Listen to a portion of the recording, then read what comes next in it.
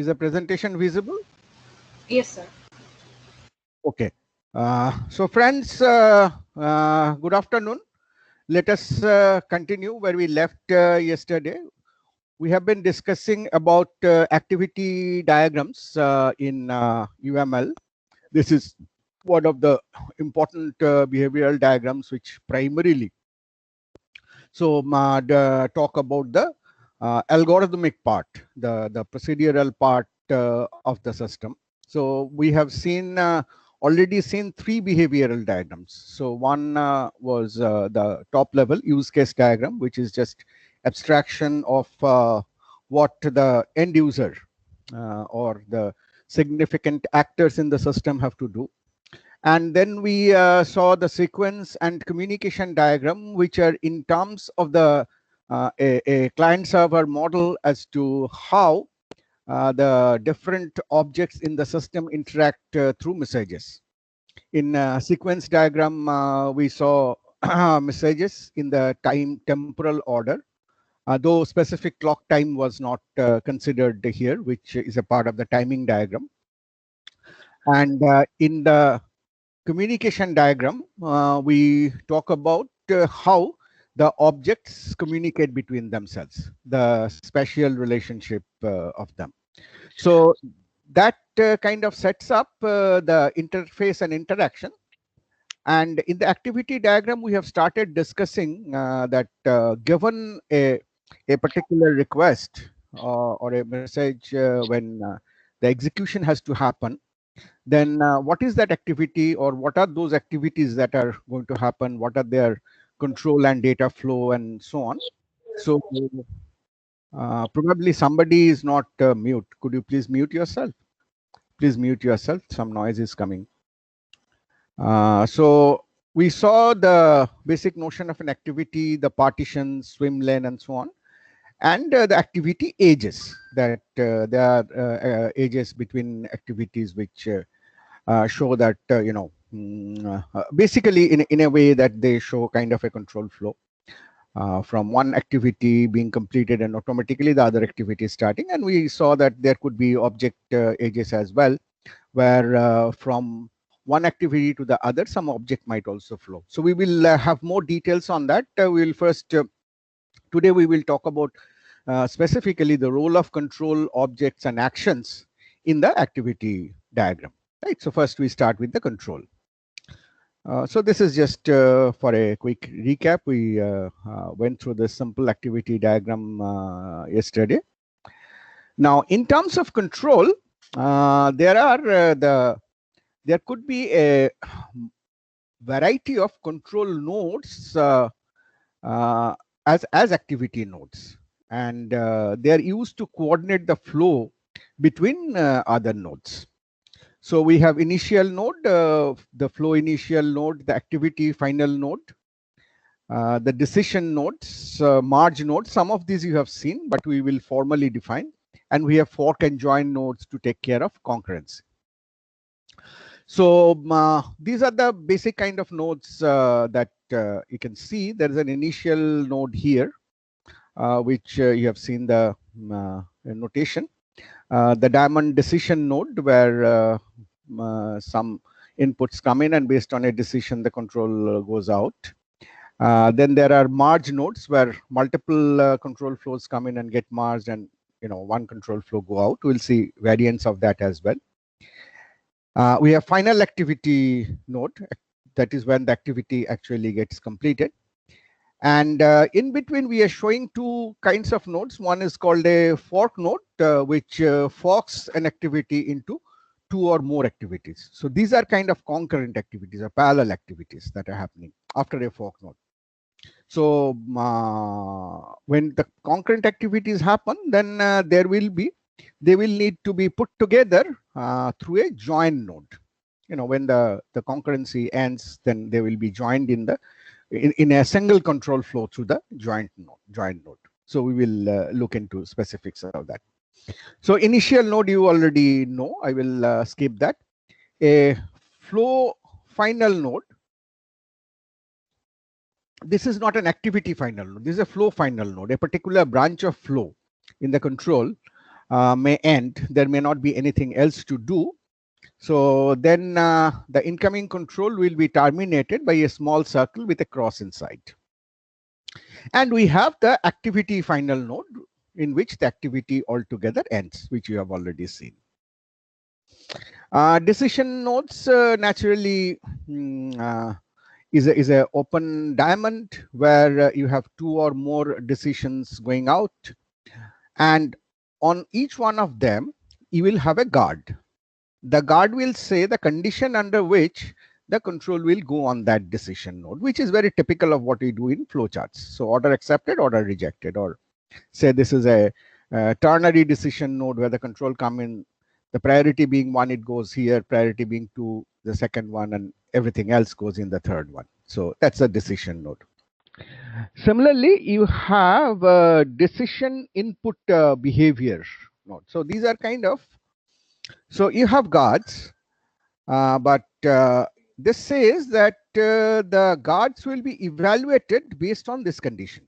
So typically in a flowchart, we will write some condition inside that diamond, right? That is, we say x less than 5. We write inside that. Here, we write it as a decision input. So in inventory less than minimum. So that's the standard in the UML. So if the inventory less than minimum condition is true, then the control will go in this path. If it is false, then it will just be terminated. That flow part will be terminated. So it could also be that it is not a decision input given here, but this is a decision input flow. That is some other decisions involved in a bigger diagram, which if that control comes in, then I know what are the guard values, and based on the guard values, so it is either a simple condition or a condition arising out of a flow which decides the guard values, and we take decision nodes according to it. We have a merge node where multiple 2 or more controls comes together, and a single outgoing flow happens, right? So that could be control or object flows, as we'll see. So here is a typical merge node. The characteristic of merge node is to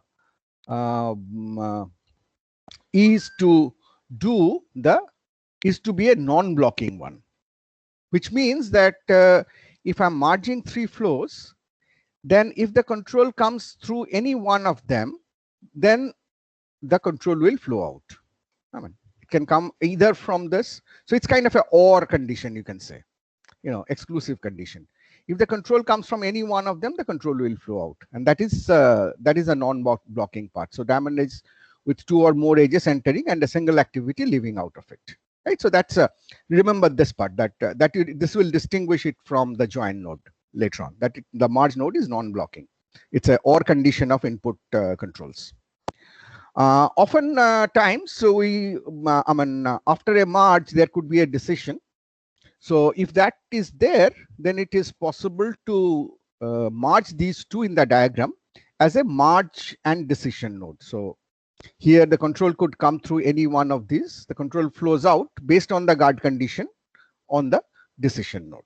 So that's just a shortcut in the diagram that you can have. You can show them as separate nodes also. Semantically, it does not make a difference. So kind of an example. So the control comes in here, which is a decision node, making the decision. And these are the guard condition. So you are checking for a block creation entry. And so that is starts with word count being 0 is one guard condition. Another is word count is between is greater than 0 and less than 1000. That is between 1 and 999. And the other is it is 1000 or more. So you say that here there is no block to be put. Here there is a valid block which need to be saved. And here the block is just too long, so it cannot be processed, right? So there are 3 different actions that are activities that are involved here. And each one of them finally merge in this node. So from here, from the decision, you can easily see that the branch out could happen on any one of these, and wherever the branch out has happened, obviously the control will not flow through the other branches. And so wherever the exclusive OR of wherever the control comes from, the merge node then proceeds, merging the control and displays the status. Right. Now let us think about concurrency. So it is the concurrency is a property that distinguishes an active object from one that is not active. Right. So it is kind of saying that, well, what is an active object which can concurrently happen. So the first thing in concurrency is a fork node. It's again a control node written in this manner that has one incoming edge. So the control is coming out and multiple outgoing edges. So it says that on each one of these outgoing edges, unlike the decision node where the control goes to any one of them exclusive, here the control starts on all of them. So concurrent flows, three things are going to start happening at the same time, right?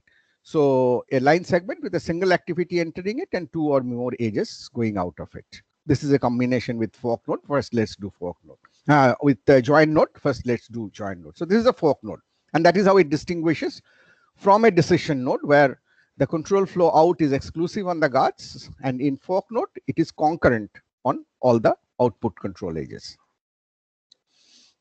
The join node is where a control node has multiple incoming edges, two or more, and one outgoing edge. So the join node is blocking. Unlike the merge node, where the control can come from any one of them, here the control has to reach the join node from all of these paths, right? So concurrently, you started doing three things. And you are saying that I can proceed further only when all those three activities have actually ended, right? So this is a blocking node. So it will block till all of the controls have come. So kind of you can say that notionally, where the merge node is an OR, exclusive OR, here the join node is an inclusive AND, that all of the controls have to be there. So one way to visualize this kind of a control flow, which works for sequential as well as concurrent model, is to think that as if there is a token that is going along as the control flows. So what happens is, I'm going back one slide. So what happens is you have a token here, which if it arrives this node, then the node triggers. That is, the control goes to the next stage. So here, the token is triplicated. 3 copies of the token are made, and each one of them is given to the control flow. So the token keeps passing through that control flow. Now, in a fork node, a join node, the join node waits for the token to arrive from each of the nodes. Whereas in a merge node, it waits for any token to be received. So you can, this kind of a token kind of view helps to understand the concurrency, because in sequential, where you have decision and merge nodes only. So I just hold on for a second. There's some disturbance. Just hold on.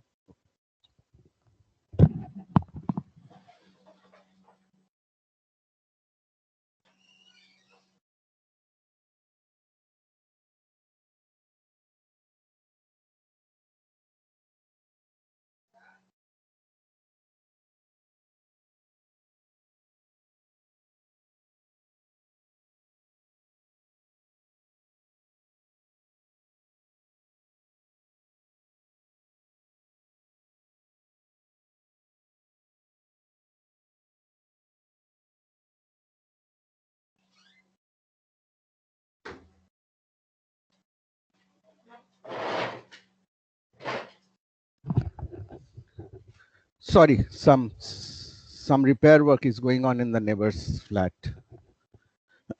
Okay. So the token view really helps because you can conceptualize this. This token is not a physical one. It's more like a conceptual one, that the token is coming through this flow, and when the token arrives a node, the node decides what to do with the token, as to whether to pass it on to the output or hold it back. So the join node will hold back all tokens till all tokens have arrived. Right. This is kind of a This concept actually came from a earlier model, precursor to this. Of some of the earlier models that gave rise to the UML diagrams. There was a very seminal work called Petri nets. You can look up. It's very nice model. So that was kind of one of the initial models which tried to create, model the behavior of concurrent systems, and that used this kind of fork join node concepts and the token concepts, and this part is actually borrowed from there, right? So if you're interested, you can look up that Petri nets. There was a lot of work done earlier on this, but now it has got become a part of the activity diagram. Now, naturally, you can you can merge the, you can combine the decision and merge nodes together. You can combine the join and fork nodes also together. So which means that here it's first a join node. So the tokens have to arrive from all the three for this to trigger. Otherwise, the token has arrived here, control has arrived here, it will just wait at this node. So once the token has arrived from all these three, then this node triggers, and it triggers as a fork node. So it replicates the token and puts it on each one of these outgoing links, and the control continues. There could be some conditional ones also. For example, you can say that the join specification is sum is greater than or equal to 2, which means that you don't have to wait for all the three tokens to come. You can trigger if you have at least 2 tokens. So you're saying that the sum is greater than or equal to 2. Any 2 tokens come, you can trigger that. So there could be different kinds of such conditions which are possible. So you can see that in a very seamless manner, the sequential as well as concurrent flows are being stitched into the activity diagram. So that's the most important part of the control nodes here. So some examples due. This is coming in. Then you have a fork node. So it is forking into 2. So it is kind of trying to put together a system, possibly a laptop or a PC. So you do on one side, you prepare the case. One side is casing in which it will go, and the other activity is prepare the motherboard. So you're saying that these are concurrent or parallel activities. So the tokens placed on both starts, different teams possibly doing on that. There is a kind of shovel kind of stuff shown here, which is prepare motherboard. So this means that this particular activity has a bigger activity activity chain that will go on, right? So prepare motherboard is install the CPU, install memory, and then that activity is over. So that is the detailing of that, whereas prepare case does not have such detailing. Whenever there could be further detailing of an activity, this symbol will be used. Now we say we have a join node. The join node will wait for both these to be over, so that the later process can start. So you have to have the case as well as the motherboard, so that you can install the motherboard in the case, right? And then you install the motherboard, then you install drivers into that, you install video card, sound card, and so on, and that goes on. So, but this basically shows what is the kind of parallelism that you can model. Okay. This was our earlier shopping activity diagram, which was sequential. This is okay. So we look at another product process as a concurrent diagram. So there's a product process that we are trying to get into the activities. So there are multiple swim lanes. The first swim lane is between the location, based on the location. So it is either New York or London. The activity in London has further swim lanes of marketing and manufacturing. Okay. And the swim lane on New York has only one activity, that is design. Right? So that is the swim lanes going on. So they go on in parallel. Now in the design, you are designing the new product, that is activity. And only when the designing of the new product is over, the marketing or manufacturing of the product can start, right? So it has to get over, but they don't wait for each other. I mean, once you have the design, you on one side you start manufacturing the product, on other side you start marketing the product. Because if you wait, if you first manufacture and then wait, then market, then you will be late to market, right? You will have a lot of inventory manufactured.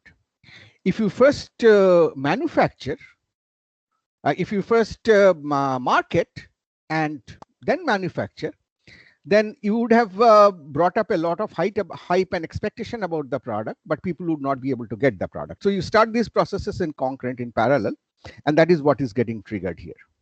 Look at something interesting happening across the swim lanes also. That once the product is designed, it needs to go to the manufacturing. So there is a activity flow here, which is basically an object flow. What is that object? Object is a design that has been created, right? So you have an object node here. You can see this is rectangle, not rounded corner. So there's an object flow coming from design new product to manufacture product. So on one side, this controls the triggering of manufactured product based on the concurrent triggering of the market product. On the other side, the object product specification, the design, is passed on to the manufacturer, right? So this is a very typical kind of situation you will always have in that process. Like those of you who were there in the discussion in the laboratory yesterday, you would have noticed similar kind of situation as to producing the design, producing the test plan, producing the test cases, doing the implementation, doing the testing, try to model them in terms of activity diagram. You will be able to see that from the specification, a part of the test plan can be independently developed along with the design. So those are concurrent activities, but certain other parts of the test plan may need the design because that is design specific testing, which is conditional to the design being finalized and so on, so that you can try to do activity diagrams based on that. Now here, coming back here, you have marketed the product, you have created the market for the product, you have manufactured the product. So when both of them have happened, that the market is created as well as the product is there, only then you can go ahead and sell the product. So you do a merge node, you do a join node to do that. So it waits for tokens on both, and then you go over to selling the product. It's a very simple example, but kind of, I like this example because it kind of gives a situation which we need in a variety of activities, starting from software development itself to various of the real world situations that we need to model.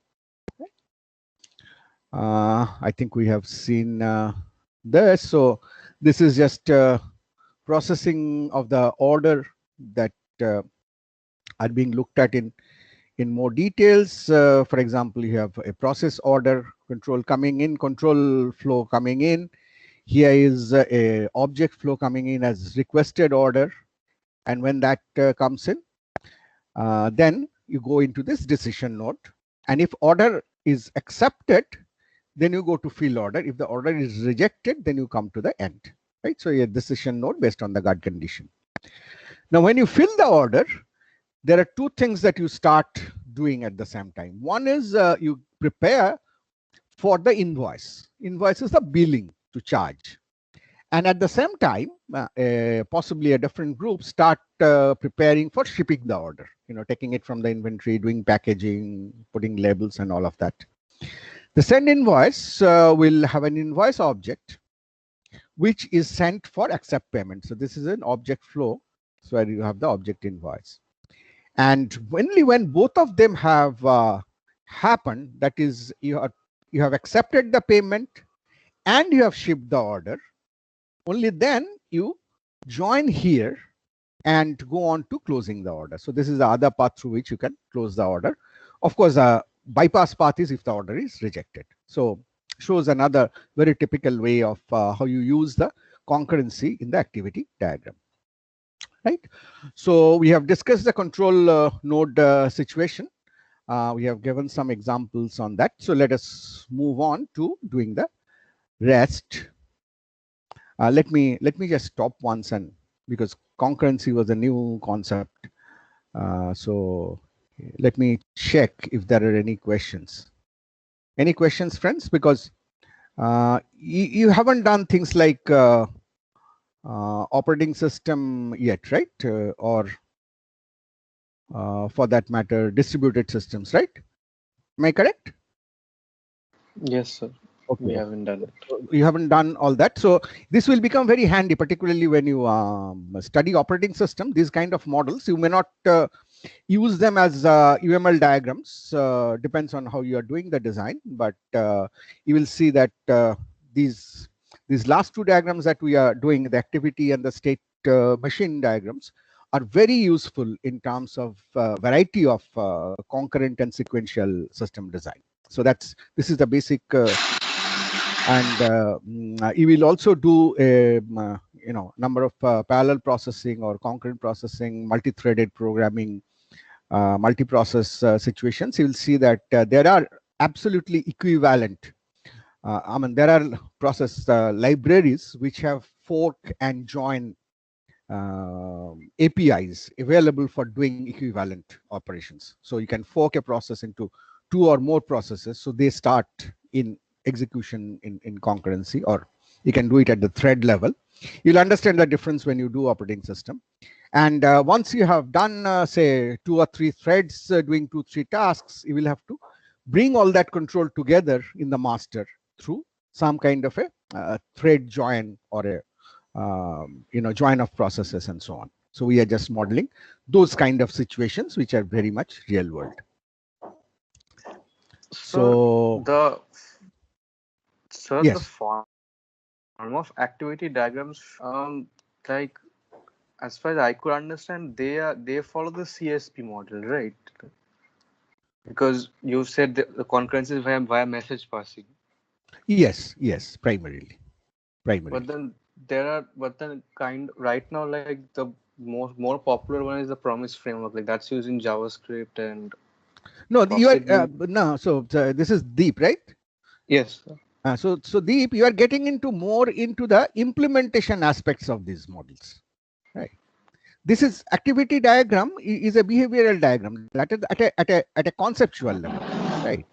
Now, whatever framework you use to implement the respective distributed system could vary, but conceptually you are doing the same thing. You have multiple activities getting started at a certain point on a certain incidence, and you may have situations where you have to wait for multiple activities to complete before you can go further. You are just modeling at that that's level. A lock. Fine. Right. So that's that's a semaphore.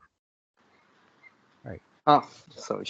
That's a semaphore, right? Sorry. So here you have read a few things. Yeah, lock is. I mean, since you have just mentioned, you are still to do that. Lock is more on when you are kind of using an object in exclusivity, right? Yes.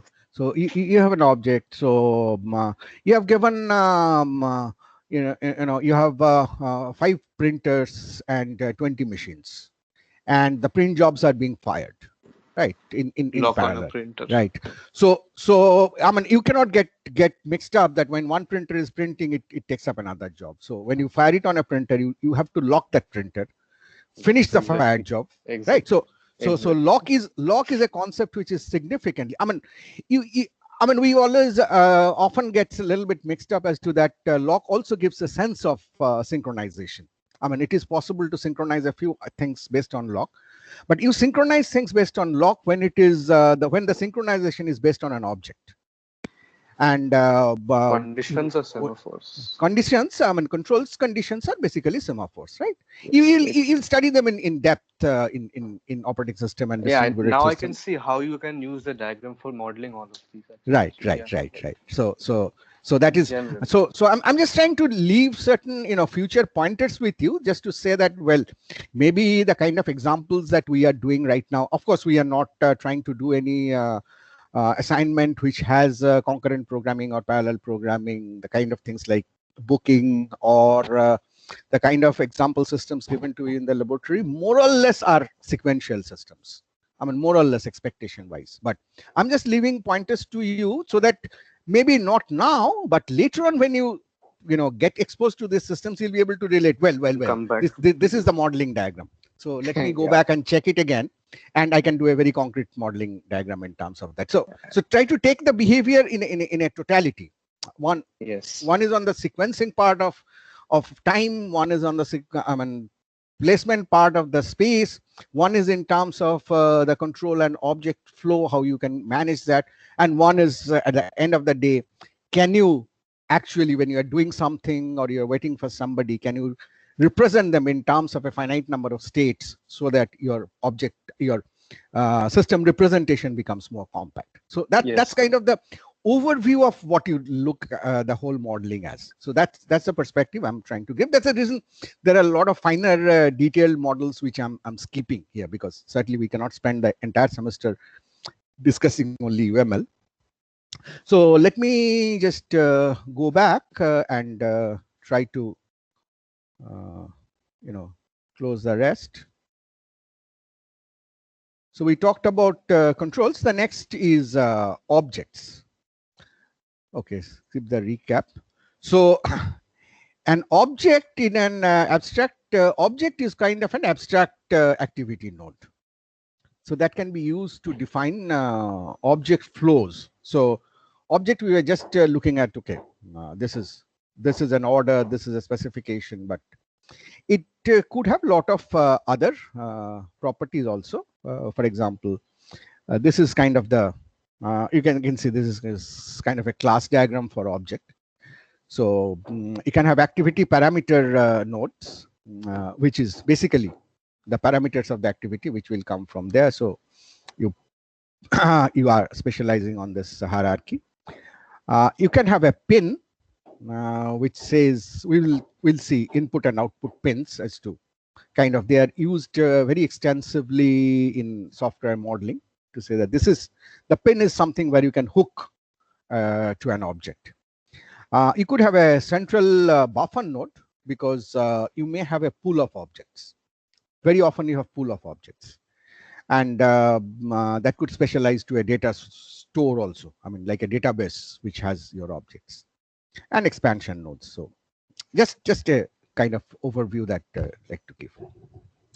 So recap, an object node is like this, with a rectangle which goes from one activity to the other. So you said that you have an order passing from fill order to review order. So you are saying that, well, your invisible token flows for the control, but in reality, you are passing on an order from fill order to the review order. Okay. So you can also put this in as a kind of, instead of showing it on the arc, you could put this in along with the activity and say it's an object node for input and output. So you say add to shopping cart, the control comes in and you draw a pin here. This is called a pin, and you write the name of the object. So you're saying that what comes in is an item, what goes out is an invoice, right? So makes it more explicit and easier to follow, because if I go back, slide 6, if I go back here, then it's kind of the main thing you want to talk about is control flow, but on that you're putting the object. But you can just say that, well, fill order, you can put a pin here, output pin, which says is order. You can put an input pin, which say is an order, and rest of it is whatever you want to do in the control flow, because there on the control flow itself, you may have concurrency and decisions, all of that coming in, right? So it's how the object is demarcated, and it could be put into the pin could be used also to put objects into some store. So you're saying patient admission. So output pin is patient. So what a patient is going out, and patient object is going out, and it goes into a data store patient. So kind of patient is admitted means there is a database of patients where the patient has got registered, right? So all incoming tokens are stored in this data store. So that's the concept of a central buffer whenever you need that. So you are making, you are doing bookings. Once you have completed a booking, you have a booking object created. And then, you would probably often need an MIS report at the end of the session to say that what are the bookings this particular booking clerk has done, this booking executive has done. So you will keep on, and naturally you need the booking information for actually managing the baths, seats, etc. So once this has been created, it goes into a booking database. So that kind of a situation. So that's a central store requirement. So this is the processing order, MEX cell. It goes into the customer database, and then it goes out from the ship item. It goes out for welcome packet on certain conditions. So all sold orders will be shipped, but maybe for select customers who are your premium customers, you might send a special packet, or the customer, here it is a welcome packet. So you say order.customer.previous order. So the order is a data store, and the particular order that you have processed for shipping from the data store. Then .customer is the customer of the order, and you see whether there is previous order for that customer. If that is 0, then this is the first order placed by the customer. So you kind of build a relationship by sending a welcome packet and so on. Similarly, here you are assembling carts. So the pin, you can see that little differently it is drawn. Earlier it was outside the box, it is on the line. Both notations are allowed. Goes into the central buffer. There's a collection of assembled cars, and then it goes out to sell the car or refresh company cars and so on. Right? Multiple of these. Now, other than object, so you have seen the activity flows, we have seen control, we have seen objects. Other than that, you can actually have actions. So action is a named element which represents a single atomic step within an activity, which is not further decomposed within the activity. You have seen that I can have an activity, and that can have another activity chart, that can have another activity chart, the three-pronged, shovel we had. So you can say the process order. So an example of a action language for account A, accounts verify balance, and for so you're verifying balance. That's the action you are doing. Naturally, when you do that, you will write it in pseudo language, or often you may have chosen your implementation language, and you would express it in that language. There could be pre and post conditions locally for this action. So you're doing process order, and you're saying that local precondition is all information is provided, and the order was prepaid, which is obvious, but this is what you make it explicit. You can represent that, well, I can do this activity and take this action provided this condition is satisfied. And what happens after you have done this activity? The order is complete and verified. So that's the post condition. So that's what are the actions that you can. This is in terms of dispensing drinks. So the input pin object is drink name. Output pin object is the drink itself. The local precondition is drink selected is low calorie. The local post condition is drinks dispensed is low calorie. So there could be a variety of types. This is just showing you. I just picked up. I tried to pick up as many of diverse domain examples by searching the net. So you can. These are some of the ways the activity diagram can be used. This is another example on order processing. You receive the order request. This is a object, which is the object node. You have approve payment, and then you submit the order. Approve payment has this symbol. So approve payment. This is approve payment, which is expanded here.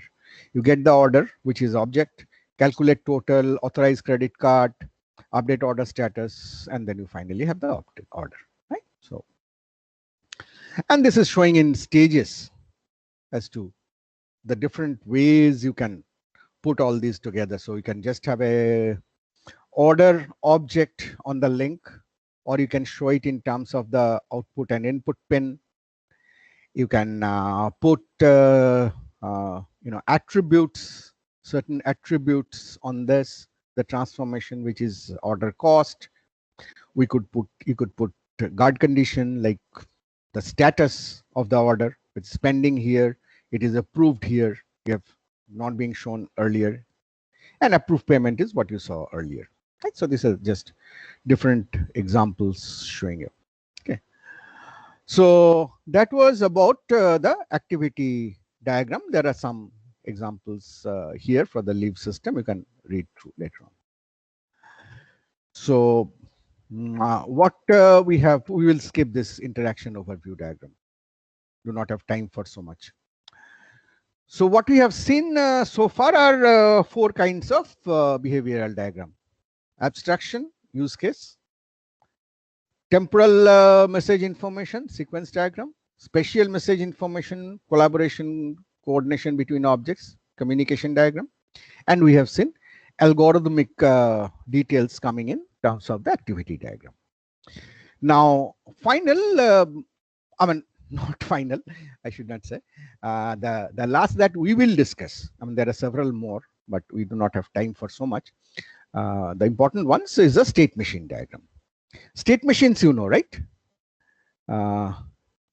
You have done finite automaton, right? Yes, sir. Finite state machine, FSM, and all that you have done. So you have a basic understanding of what a state machine is. So we know that, and what you know is some kind of a very simple representation where we have states. What is a state machine? Finite state machine, or we simply call state machine, assuming that infinite things, at least in the real world modeling, cannot happen. So you have states where your system could be. You have input, and based on the input, the state makes a transition to another state. You have a start state where everything starts, and you have one or more goal state or end state or final state where the state machine starts, finishes the actions. Optionally, a state transition could also lead to an output being generated. And you must have seen the Moore and Milley ways of representing state machines, and state transition diagrams and state transition tables and so on. But here we will use that same concept, but we'll take it to a little bit of higher level of hierarchy. That is, state machine FSM in that way will come finally at the LLD level, or maybe at the fag end of the HLD, high level, or most often in the low level design. Okay, I have a state machine. You will go and study as to if I finally have to implement this, these are the states, how I represent, how the transitions. But here we will talk about state machines at a little bit higher level of abstraction, right, where states could be loaded. They could be just a state that is representing certain combination of information, or it could be something more complex. It could be a collection of states. A state machine itself could be a state of another state machine, and so on. So we will broadly in UML diagram, we will broadly look at behavioral and protocol state machine. We'll see that the traditional FSM that we have seen earlier is will be a special case of these state machines, but these are, and there's something very close to this which has also been used quite often in modeling, and in your subsequent papers you might come across that, which is called state chart or state chart diagram, which is very similar to this. Towards the end I'll try to comment what the state charts are. So let's start with the behavioral state machine. Now, what is a state of an object? You know very well, we have talked about this from almost the very beginning, that it's a combination of values that its data member has, right? So I have a complex object. Its state is a value of the real part as well as the imaginary part, right? And the behavior of the object are the set of operations that can be done. You know all of this. We are talking about the client server models still. We are at this level in the analysis phase primarily, where we are the state chart diagram or state machine diagram is what will come in here in the behavioral model. So what are the state machine diagrams? A state machine diagram is a behavioral diagram which shows the discrete behavior of a part of a design system through finite state transitions. Your entire system may not be a state machine. It may be, it may not be. But often certain parts of the system are better described in terms of state machines. And we will use two kinds of representations here. One is called the behavioral state machine, another is called the protocol state machine. And as you know well, a state machine diagram consists of states and transitions between them. So what is a behavioral state machine? It is a specialization of behavior, as the name suggests, and is used to specify discrete behavior of a part of a design system to finite state transitions. So it's kind of a traversal graph. So it could be owned by a behavior class, which is called its context. Like a state machine by itself may not mean much because it has to talk about variety of different properties.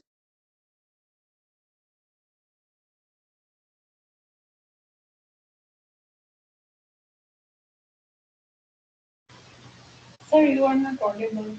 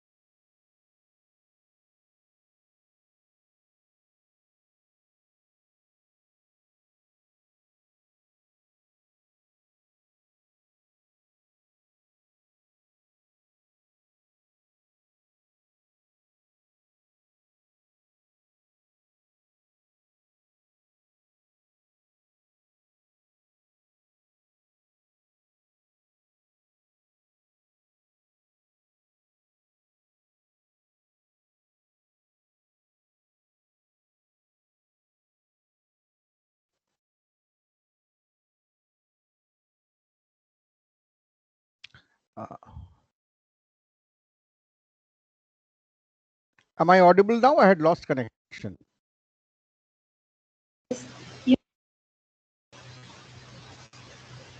Am I audible? Yes.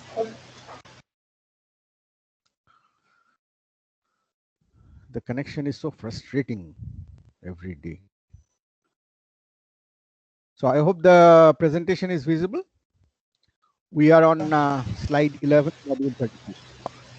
You were in the earlier slide, in slide 10.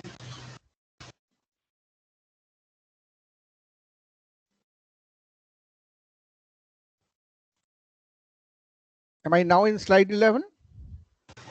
Yes, sir. The connection lost during the previous slide. Yeah, now I'm in slide 11. You can see that, Yes, right? sir. Yes, sir. Yeah. Okay, okay. So this is an, I will start with some examples of state machines that are very easy to model. For example, you are talking about a very abstract behavior at a bank ATM. So what is a normal state when the ATM is there? It is an idle state. Nothing is happening, right? And then somebody comes in, puts the card in. As you put the card in, a transaction process starts. So it gets into a state, let's say active state. Now, this is where you have to note the level of abstraction. That in this state, a lot of things again can happen. right? The person has to choose language. The person has to just tell what he or she has to do. He has to put the pin. It has to, if withdraw, if balance, if deposit, all sorts of things. But that whole thing, all those details can be represented again through states, but we are not doing that. We are looking at a certain abstraction. We are looking at what is the state of the machine. The machine was idle, now it is being used, so it is active, right? So all of that happens. So when does it that behavior state of being active end? When the transaction is done, that is done means successfully done, or when for some reason the person or the ATM decides to cancel the transaction.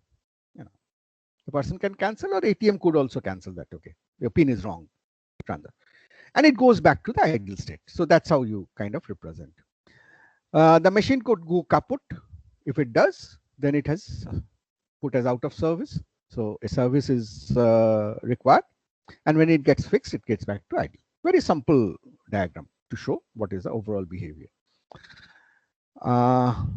Let us see another. This is a temperature controller, which can cool if it is hot, which can heat if it is cold.